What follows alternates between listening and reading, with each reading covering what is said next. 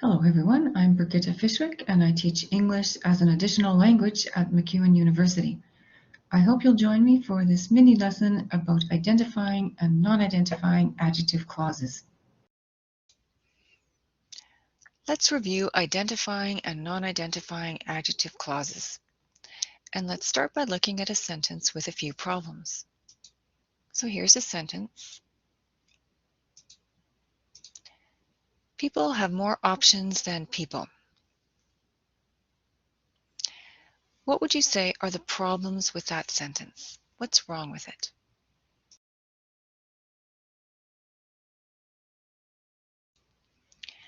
Well, one problem with the sentence is that there's no punctuation here. And another problem is that there's a space after the first word. But the biggest problem with the sentence is that we can't understand it. The sentence makes no sense because we don't know which people are being referred to. We have no way to identify them. So what do you think we can do about that? What can we do to improve the sentence?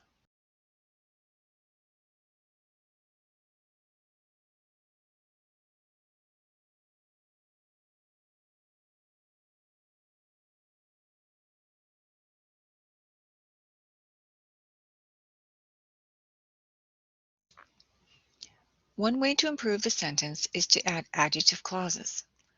For example, we could say people who shop at local grocery stores have more options than people who shop online.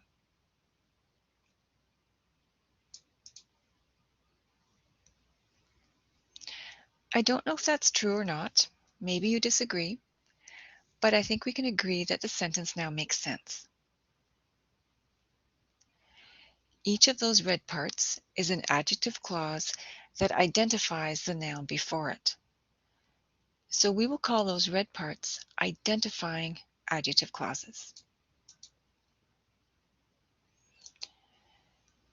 Because they are identifying, and because we need them for the sentence to make sense, we will use no commas. No comma here, no comma here, and no comma here.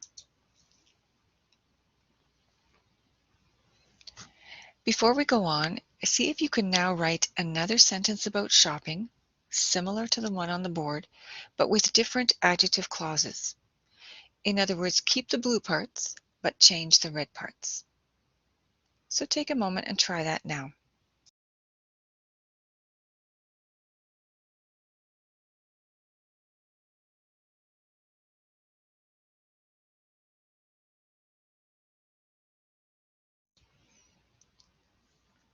Let's now go on and look at another sentence.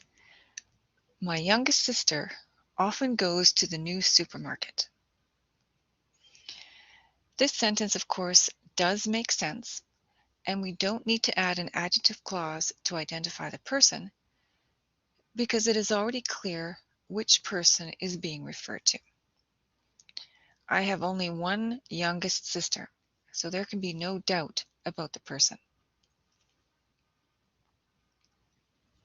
We can, though, add an adjective clause for extra information or to make the sentence more interesting.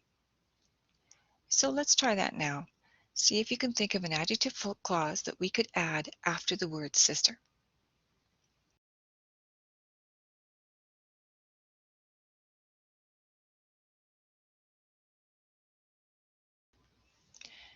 Here's an example. My youngest sister, who doesn't like shopping online, often goes to the new supermarket.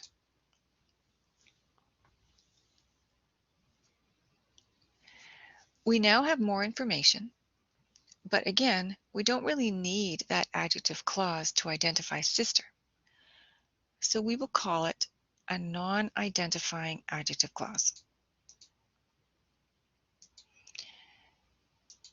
Because it is non-identifying, we will use commas. One comma here and one comma here.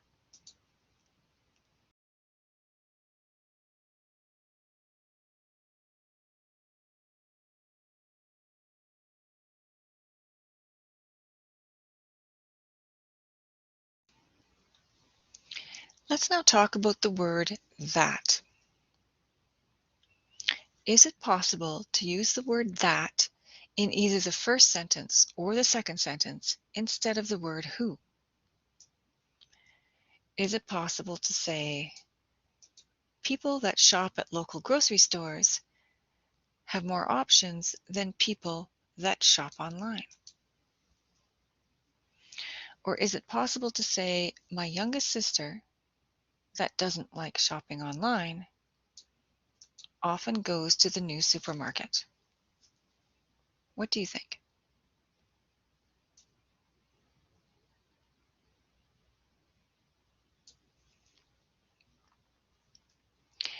Well, it is possible to use that in the first sentence. We can say, people that shop at local grocery stores have more options than people that shop online. That's possible. But we cannot use that in the second sentence. We cannot say, my youngest sister that doesn't like shopping online often goes to the new supermarket. That doesn't work. We can use the word that in an identifying adjective clause, but not in a non-identifying adjective clause.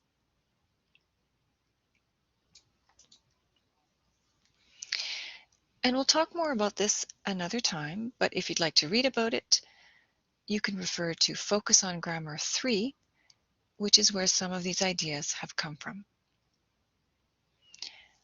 So have a good day, and we'll talk more about this another time.